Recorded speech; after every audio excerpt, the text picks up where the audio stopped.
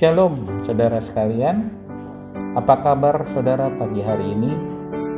Kiranya kita semua senantiasa di dalam lindungan dan kasih Tuhan Yesus Kristus. Sebelum kita menyambut sapaan firman Tuhan pada pagi hari ini, sebaiknya kita terlebih dahulu bersaat teduh sejenak.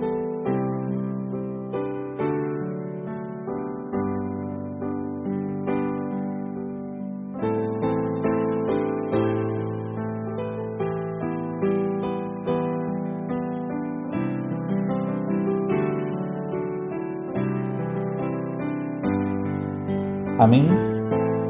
Saudara sekalian, firman Tuhan untuk kita pada pagi hari ini diambil dari kitab 1 Tesalonika 4 ayat yang ke-16.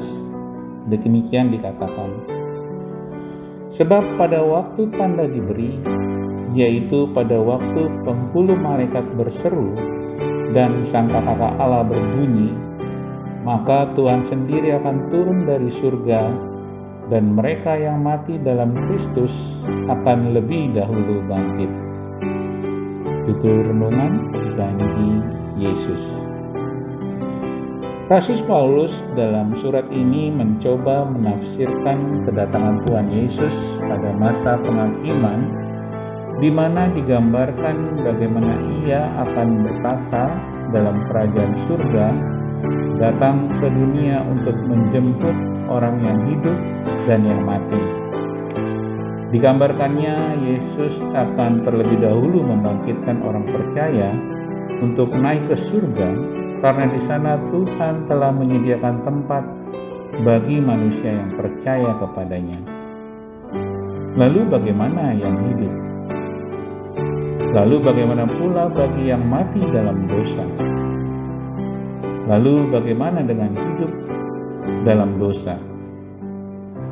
Yang harus kita pahami bahwa dalam kepercayaan orang Kristen ada janji kedatangan Tuhan Yesus, kemudian ada janji kebangkitan, dan terakhir ada janji hidup yang kekal. Ketiga janji ini menjadi pegangan hidup bagi umat Kristen di seluruh dunia. Perihal bagaimana Yesus datang ke dunia, kita sudah sering mendengar berbagai tafsiran cara Yesus datang.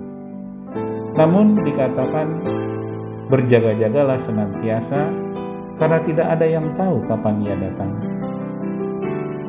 Kembali ke tafsiran nas di atas, dalam hal ini Rasul Paulus menyampaikan apa yang menjadikan dia mengirimkan surat kepada jemaat di Tesalonika, karena banyak jemaat di sana oleh karena penyiksaan mati di dalam kepercayaannya kepada Yesus. Sehingga ia menyatakan bahwa yang mati dalam Kristus dibangkitkan terlebih dahulu. Harapannya apa? Semata-mata memberi kekuatan, keteguhan, dan tahan uji bagi jemaat Tesalonika yang tertindas, tersiksa, bahkan mati demi kepercayaan mereka. Rasul Paulus berharap apapun kondisi jemaat di Tesalonika, agar juga tidak gampang mengeluh dan kembali menyangkal Yesus sebagai juru selamat.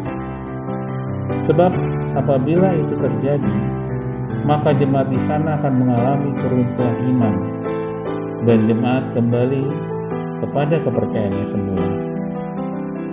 Dari penulisan penulis, Rasul Paulus berada di Tesalonika hanya berkisar 3 minggu. Waktu ini sangat singkat untuk Rasul Paulus memberikan pengajaran dan bimbingan kepada jemaat di sana. Kondisi yang sangat singkat ini, bagaimana mungkin dapat segera menemukan kepercayaan yang teguh kepada Yesus yang baru saja mereka kenal melalui pengajaran Rasul Paulus? Ibarat rumah yang didirikan di atas pasir, pondasinya sangat rapuh dan gampang roboh. Rasul Paulus berharap janji Yesus akan membuat mereka rindu akan Yesus. Begitu juga kita saat ini. Mari kita pegang janji Yesus akan kehidupan kekal, surga yang bakal bagi kita yang percaya kepadanya. Amin. Kiranya Tuhan menyertai kita sekalian. Shalom.